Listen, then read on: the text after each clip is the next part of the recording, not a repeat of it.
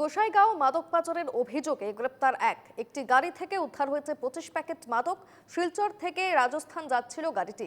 Serampore police আউটপোস্টে নাকাচেকিংয়েই উদ্ধার হয় মাদক। ধৃত পাচারকারী যোধপুরের বাসিন্দা কৃষ্ণরাম প্রজাপতি।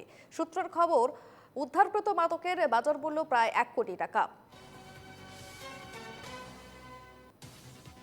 গোসাইগাঁও মাদক পাচারের অভিযোগে গ্রেপ্তার একটি গাড়ি থেকে উদ্ধার হয়েছে 25 প্যাকেট মাদক, যার বাজার মূল্য আনুমানিক 1 কোটি টাকা। শিলচর থেকে রাজস্থান যাচ্ছিল গাড়িটি।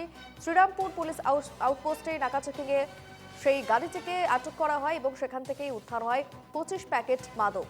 ধৃত পাচারকারী যোধপুরের বাসিন্দা কৃষ্ণরাম প্রজাপতি বলে সূত্রের খবর। গাড়ীত ড্ৰাগছ লৈ আহিব সেই অনুসৰি আমাৰ শ্ৰীৰামপুৰ নাকাত আমাৰ এটা নাকাটো অলপ ফোন কৰি ল'ব হৈছিলে, সেই খবৰ অনুসৰি এতিয়া আমি এখন গাড়ী পালোঁ GJ01HW6169। এই গাড়ীখন আমি ছাছপেক্ট কৰি পেলাই আমি গাড়ীখন ৰখালোঁ। ৰখোৱাৰ পিছত যিহেতু একচুৱেলি শ্ৰীৰামপুৰ য'ত আমাৰ নাকাটো আছে তাত আমি গাড়ীখন যিটো প্ৰপাৰ প্ৰচিডিউৰ কৰিব লাগে, মানে তলেদি সোমাই কৰি আমি সম্পূৰ্ণ কৰিব না, আমি ইয়াত ধাবাত লৈ আহিলোঁ।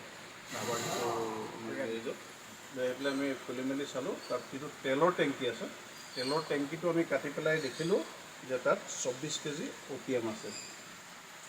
গতিকে আমি সেই অনুসৰি আমি চিজ কৰিছোঁ।